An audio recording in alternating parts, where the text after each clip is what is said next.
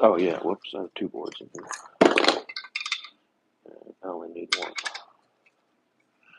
What's up, y'all? It's been a minute. I haven't posted in a little bit, but making some boards this morning, and I figured I would hop on a live and just say what's up. Say what's up to y'all. Hope everyone's having a good winter break, good end of the year. It's almost 2026 is pretty crazy.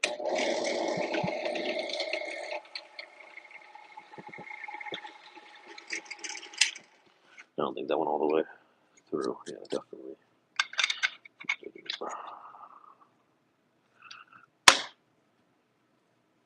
What's up, Radar FB? Radar Ace FB?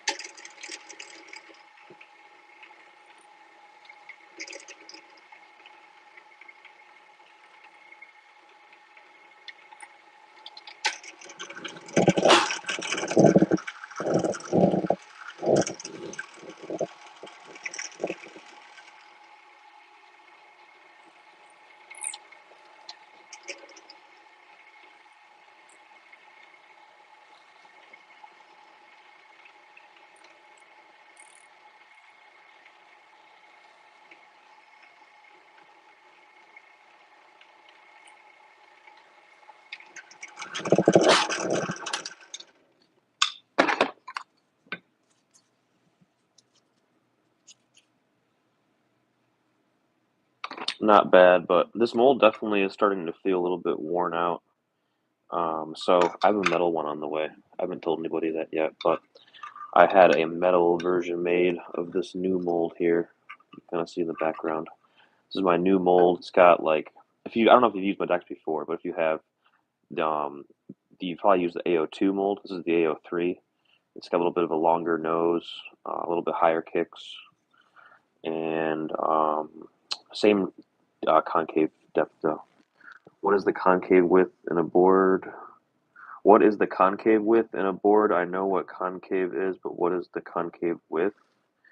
I'm not sure what concave width is, but concave depth is the distance between like where you start to see the board like rise up a little bit. Mine's raised up like 2 millimeters from the surface, so that's the concave depth. I'm not sure about length though, unless I'm missing something. Concave length. I think your concave actually can. I know on certain, like on the create your skate thing, I think you actually can extend your concave past your wheelbase. Maybe that's what you mean. But personally, I wouldn't extend your concave any further than like the the edge of your wheelbase because you don't want like I don't like concave in my nose and tail. As you'll see, like these boards don't move when you put them down because they have no nose and tail concave. Yeah, the create your skate mold gives you a lot of options. And keep in mind too, when you order one from there, the measurements are different. Like they measure things different than American um, mold makers do. So, like I thought I was ordering a wheelbase that was really similar to this one, and I ended up ordering one. I ended up getting one that was like a little bit too long. If you want one made in the states and you want someone you can actually talk to and kind of guide you through it, hit up Mako FB. He makes these ones you see that I use here, and he does really good work. And he can kind of guide you through the process a little bit and help you figure out kind of what is what you're looking for. Like I told him I kind of wanted something similar to like I had my original AO2 mold. It was made inspired kind of by like a Sorry FS2 deck, a G15, balcony. I feel like I'm forgetting a couple. There's definitely a couple companies that I was looking at to kind of get the measurements like just right. Like I like all those brands, all those decks, like all those deck shapes a lot, but there are certain things I want to change about each of them to kind of make things perfect. So that's where AO two kind of really came from, and then AO three was kind of me really refining it even more and kind of making it more into what I wanted it to be. Hit up Mako FB on Instagram. What's up, Sticky? How's it going, man? It's Mako, I think underscore FB.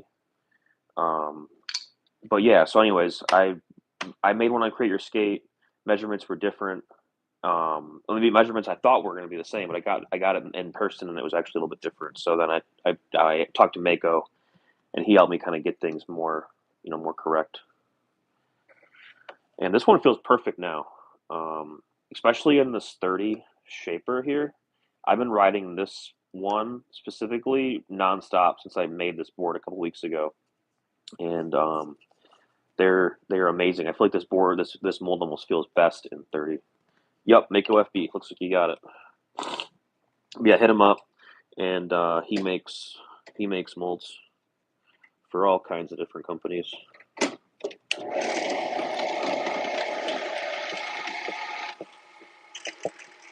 I don't feel like I'm going all the way through, but I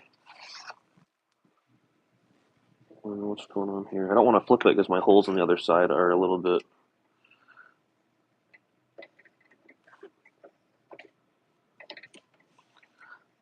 This is usually stuff I do off camera.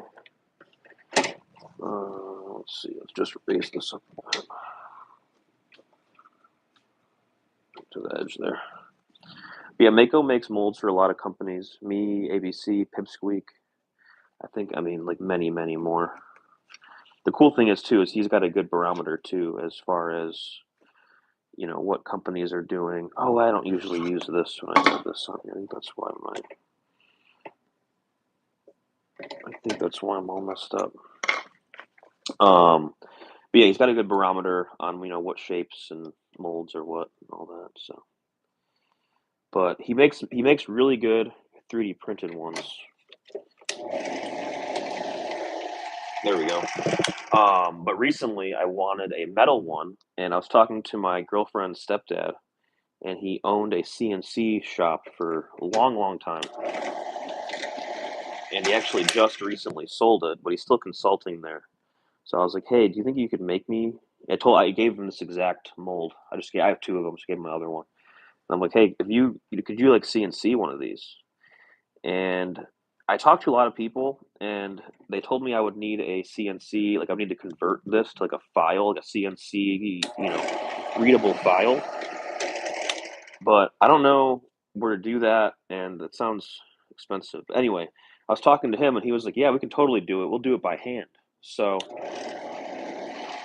um, he's gonna have a guy who's been working there for a super long time. I think it's actually already done. I just got to go get it. They just live kind of far, but they had someone go by hand and actually make me a metal one, which is really dope. I'm super stoked to get it.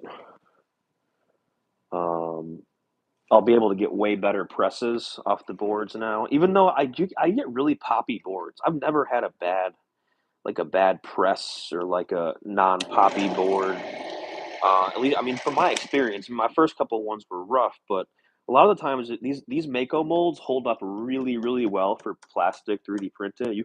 I put lots of pressure down on my vise, and this thing's never made a sound, like at all. So the metal one will be a nice upgrade, but the most important thing I'm happy about is the screw holes will be a lot more. They'll be less easy to mess up. These 3D printed ones are great, but at a micro level, I'm sure this drill bit is hitting the walls and throwing things off a little bit. So you can only get so many presses or drills out of one of these molds. So pro tip: next time I have one of these plastic ones made, I'm gonna get some dowels and just put them in these holes. So when I press my boards, I have little like divots in the actual deck that I know where to drill into. So I learned that from TP Decks. She taught me that. And I guess that's how a lot of like the pros get their 3D printed molds made, you know, like that. So next time we're gonna do that. Yeah, man, the brick stuff is super fun. I'm doing some made to order brick stuff recently. So that's been pretty cool. So people can kind of pick out what they want, pick out the colors, and at least the colors and all that good stuff. So that's been pretty fun. And I like doing it that way too, because then I can get more decks, or more obstacles in the hands of people. And I can swing y'all. This is one someone just ordered the other day, and I still got to break it out of the mold. I'm probably gonna have to remake this mold fairly soon, maybe. I don't know. Things just really stick to it a lot recently, and it's almost developing like some pores in it. So when I pull it out of the mold, I usually have to sand these off pretty decently. But it's still keeping its shape. I've had some molds completely not fall apart, but like they don't hold their shape anymore. This one's pretty good.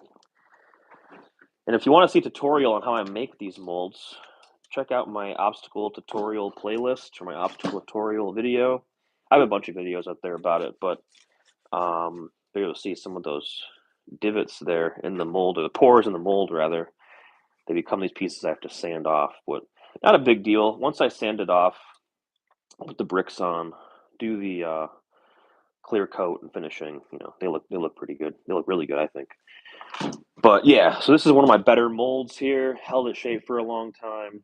It's got like half inch walls, I believe, on all sides, and the bottom is a little bit thin, probably only about a quarter inch from the top of the barrier to the bottom of the mold. But either way, I've had the job done for quite a long time, so I'll probably remake it eventually. But that is the mold for that one.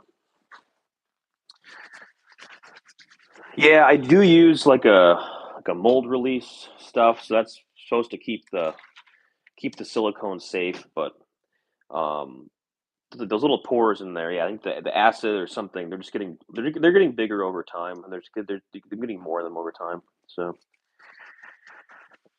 but yeah, the mold release spray definitely helps. And then depending what kind of silicone you use too, there's a bunch of different kinds out there, and there's two main different ones. I can't recall the names offhand, but basically, I have like a blue one here. This is one kind, and then actually, these are both the same kind of silicone, just different colors. There's a clear one that you can get on Amazon. It's a little bit cheaper, and I think that one is more susceptible to like tearing and stuff like that. Yeah, massage gun helps a lot. Definitely helps a lot. You can definitely do that to get the bubbles out. Where is? There we go. Let's do these countersinks real quick. I'm really stoked. I'm gonna soon, or at least in 2026, I'm gonna build a workshop down here. So I won't be working on these stupid plastic tables anymore because they shake so much.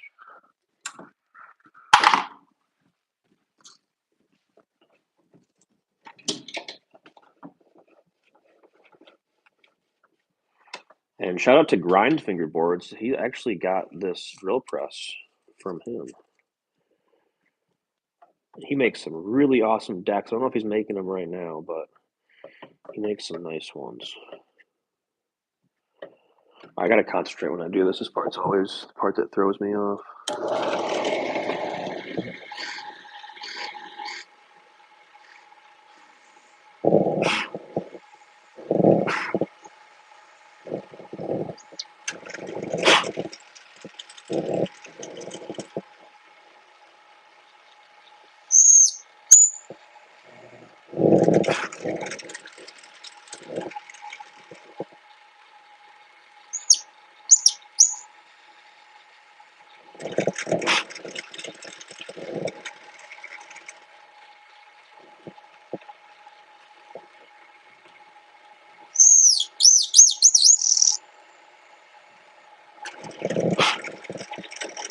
I don't know how well y'all can see that, but oh shit. Pretty good countersink though.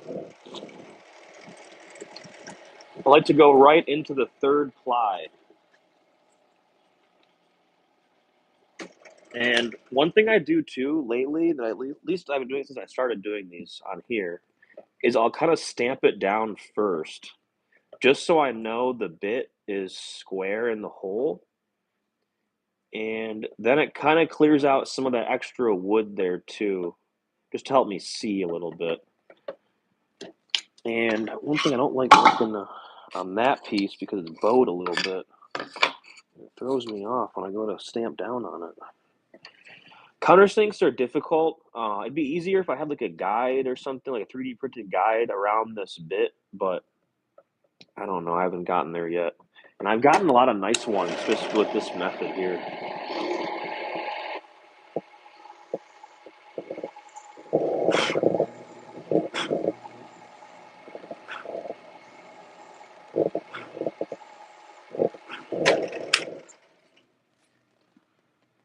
Super satisfying process. You just got to get it right.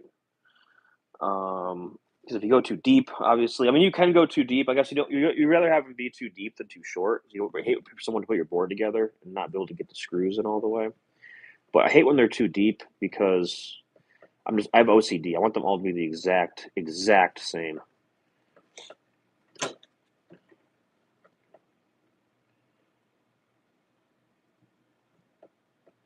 With this bit though, I can usually kind of just visually see, as long as I'm in like 3/4 of the way,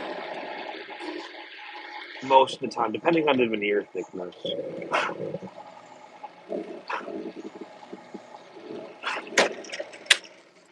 I have a lot of lights down here too. I have two pretty powerful lights on each side of me, the left and right.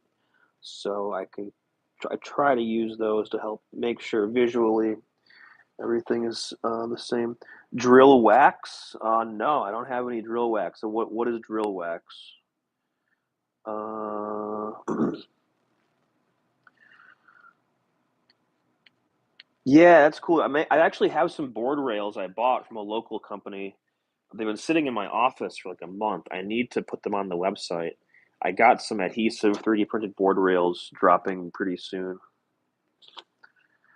I'm not sure how much the ones he gave me to sell are. I feel like they're like I don't know. I don't know, but $3 sounds decent.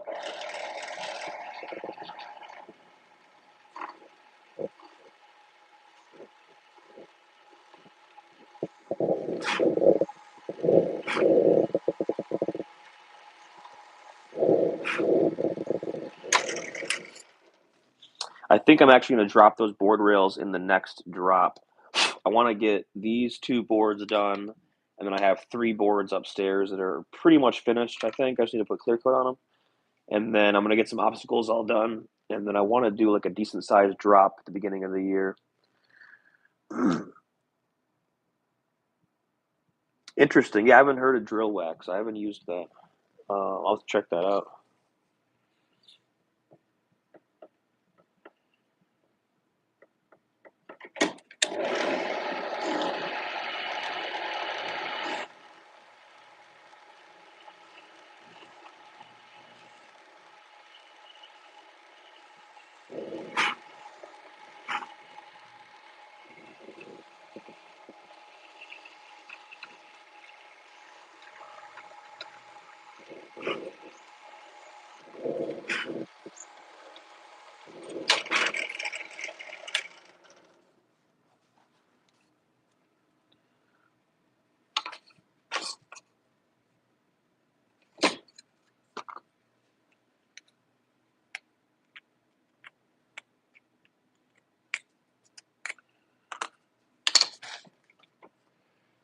So I'm not sure if we're going to shape them in this stream, but maybe we'll give it a shot. I gotta go outside and do my snow. It snowed last night.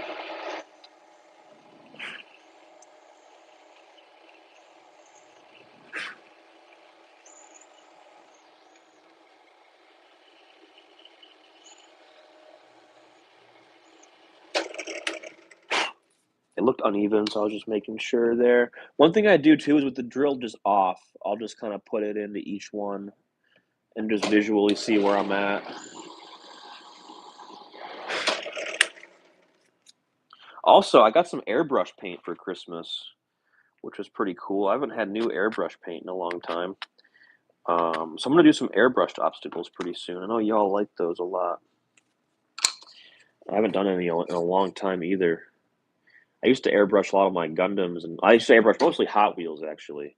People always ask me where I get these bits from, and these are actually both from when I used to do Hot Wheels.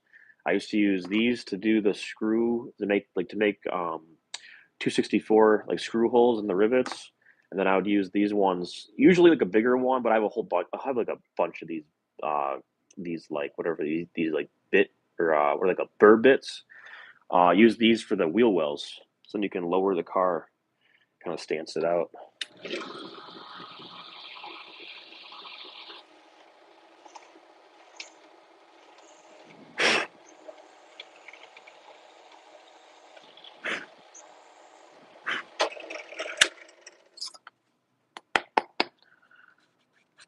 Oh, nice. That's what's up. Yeah, I've never heard of drill wax, so I'll definitely check it out. Um, 'Cause I've been doing a lot more drill stuff now that I've been doing decks.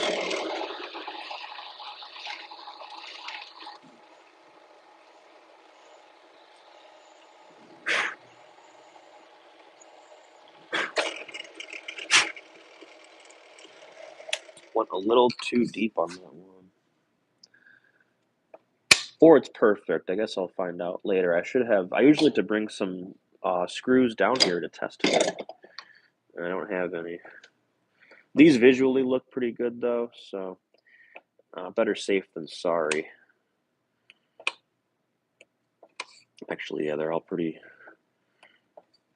consistent. Besides that one's a little deep.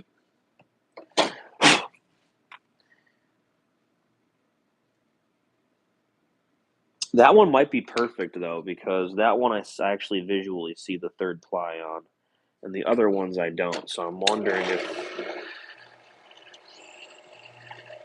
I maybe struck gold on that one, not with the others. So we'll just go through there and make them all a little bit deeper.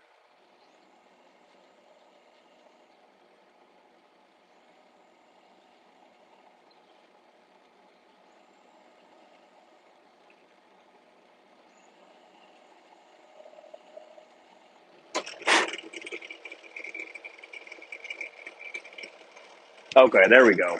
These look perfect now. You probably can't see it too well on camera, but you can see the third ply poking through in those countersinks there. So that's why I like it. That's perfect. That's why I like doing like a dark like alternating ply color. I mean, everyone does that too, but you alternate ply colors like that, especially extreme dark and light, makes it much easier to see your countersinks.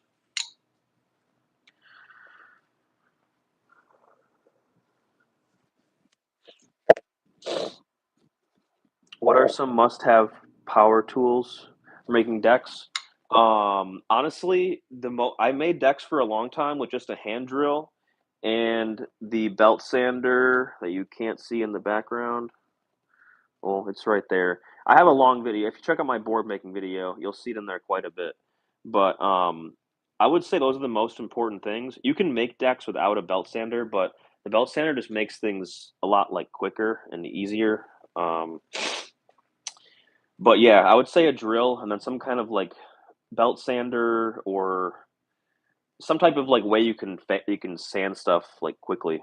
That makes things a lot easier. Doing boards by hand is I mean you could do it, but it just takes a lot of sanding.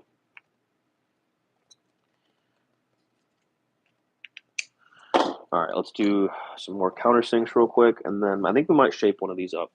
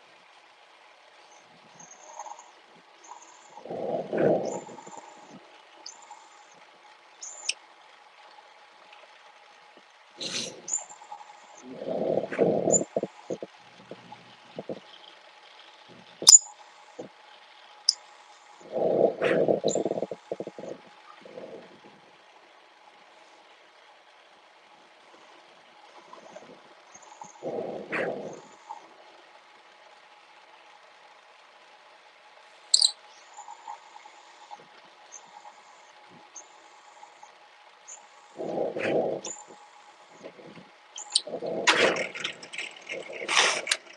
this one I got to a little bit quicker because the countersink is a little bit easier to see because I have like a super dark purple or blue middle ply in there. I don't have a shaper. I can't get my board symmetrical. Oh, one thing. I'm sorry. The biggest thing I missed. Get the belt sander when you go to Harbor Freight. I don't have it with me. I need to grab it though if we're gonna shape boards. Get the calipers. Get calipers. Calipers are probably the most important thing if you're gonna be making boards. You can get a pair at Harbor Freight for like I don't know, $10 or so, something like that, $12. They're amazing. You got to have them. That way you can shape your board. You can measure your board as you shape it, and you'll know that everything is consistent. You got to have calipers when you're doing stuff this small, so you know stuff is like uniform and like you got to make sure it's right. So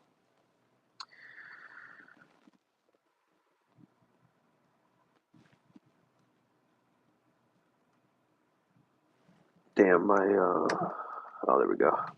Phone's 20%. Yeah, Sticky. I saw the board the video Slush Call posted. That was dope. You definitely got some skills with that thing. That's crazy. I have not tried one of those toys. They look cool though. I used to love the BMX ones when I was a kid. I still got all my old BMX like figures, like Ryan Nyquist, Dave Mira. I think Matt Hoffman.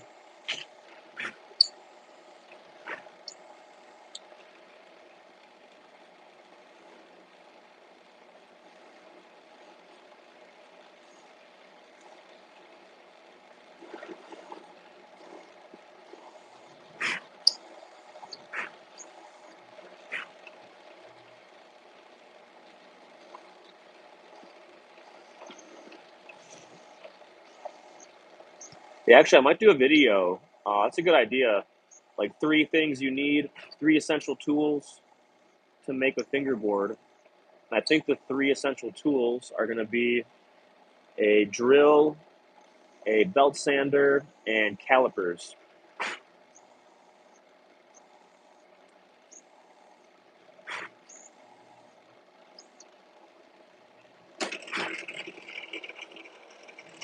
There we go. Yeah, R.I.P. Dave Mira, man, the goat. So there we go. Got 2 boards here, one green, one purple, and they're all ready to shape. So we're going to make both of these 29s.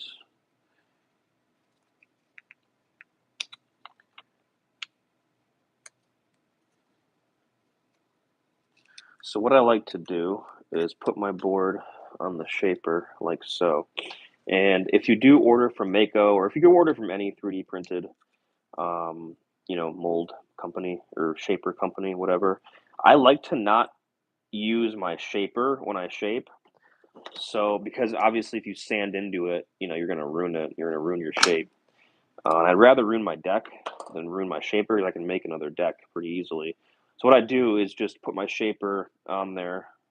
Make sure you got your nose and your nose lined up.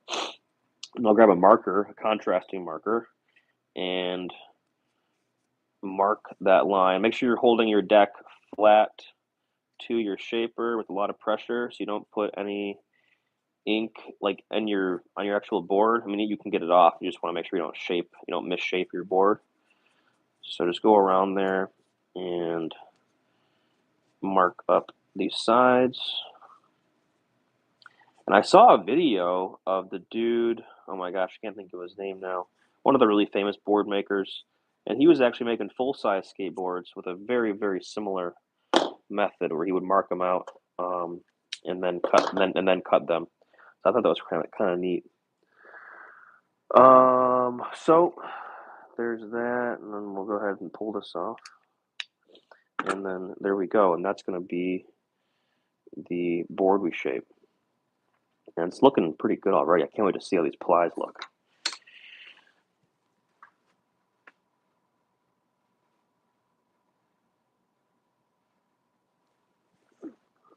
Yeah, Sticky, have you ever done a face reveal? I don't think we've seen your face. Maybe? I don't know. I don't know. The mask is cool though. Let's do another one here.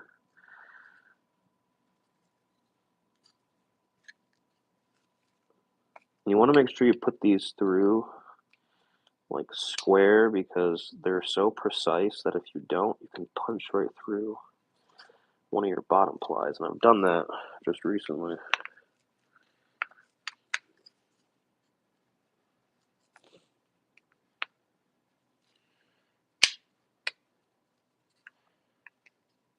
There we go. Okay. Just got it on there. Make sure you got your nose lined up.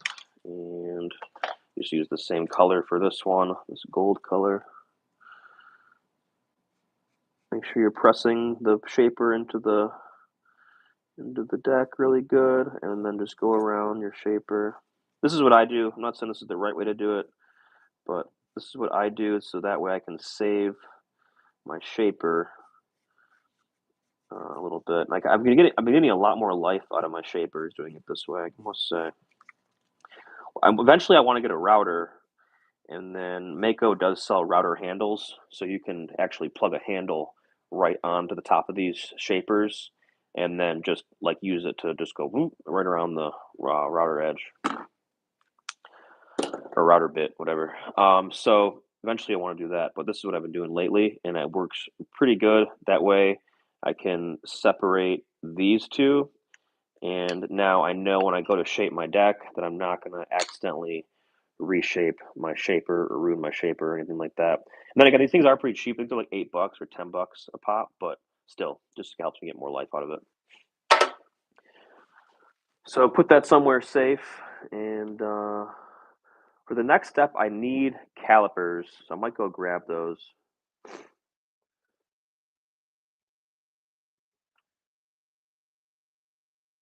You got to try 30 mil. 30 mil is the sweet spot. 30 mil on 29 trucks. I want to get some of those new dynamic or those new independent Joy-Call trucks. I just don't know what size to get because I usually ride 32, but lately I've been messing with the 30 mil pretty constantly, so I might just cop the 29s. But then again, I want to get two pairs too, so we'll see. All right, I'm gonna grab the calipers and then we'll shape these up real fast. I'll be right back.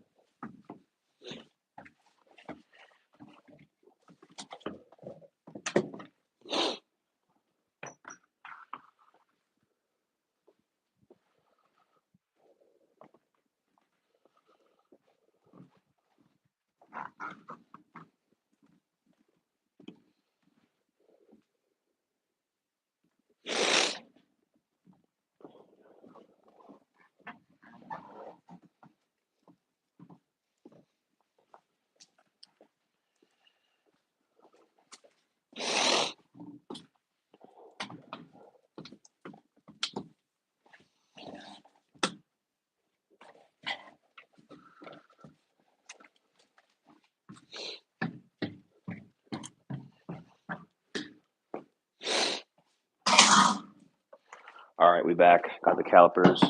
These are what I was talking about. If you go to Harbor Freight and you make decks, definitely grab some of these. They're pretty cheap, $10, $12, and then you'll make sure that your stuff is always correct, which is nice.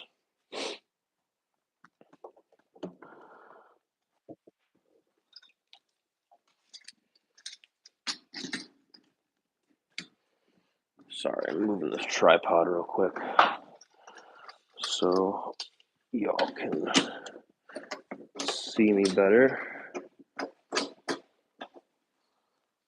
There we go.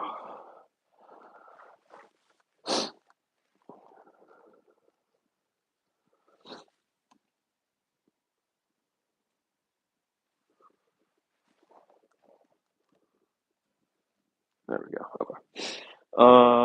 Okay, and then if you get a belt sander, you're gonna need one of these. Don't use one of those without one of these, because you can Can't buy new lungs, so there's that. Yeah, it's pretty cold down here today. Not too bad, but warmer than my garage, that's for sure. So when I do decks, where am I? I start on the nose and tail, so we're gonna start there. And actually, I want to see how these plies look, so we're gonna start with this one.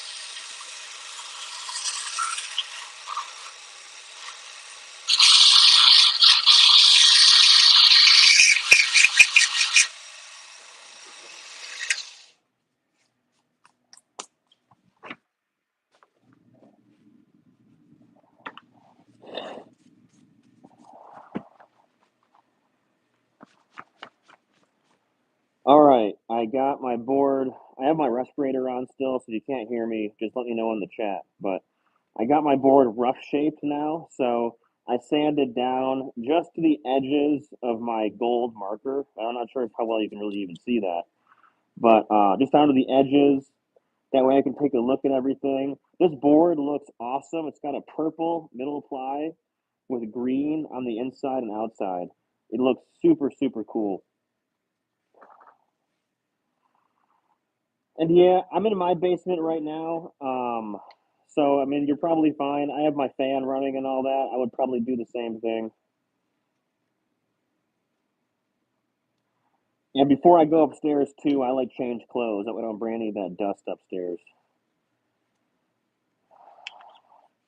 So one thing I don't like about this belt sander is the belt is pretty much the width of a fingerboard, and the middle of it has a little bit of like a bump in it or something like that. So my boards always they don't. It's hard to get them straight on here. So a lot of times I'll get them like this, and then do hand sanding to get the edges just right. So I'm gonna leave this one like so, and I'll finish it up on the next stream. And let's get this board rough shaped real quick. Thank you for tuning in.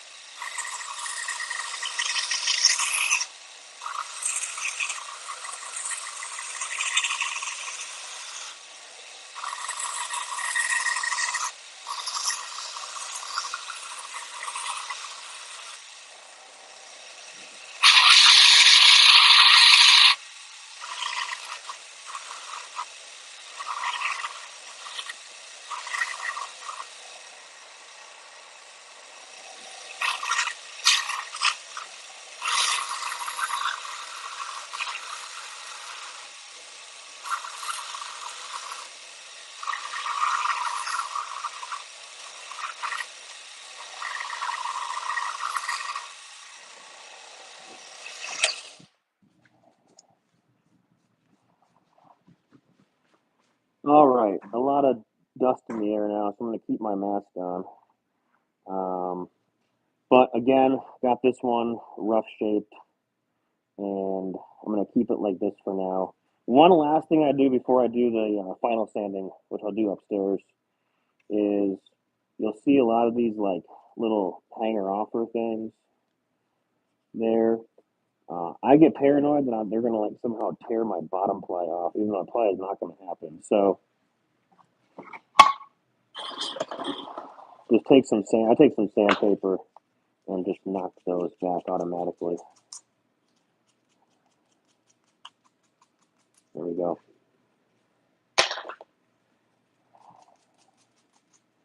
And these boards are far from finished. They need a lot of fine sanding to get them done just right. They are a long way from being done, but they're a little bit closer now. So these will both be 30s when they're all done.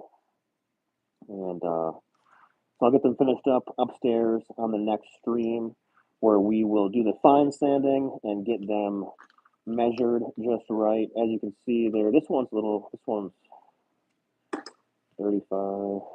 32. Yeah, they definitely need some more sanding. This one's close though. This is 30.5. That's just the middle. I usually measure everything. But anyway, thanks for watching.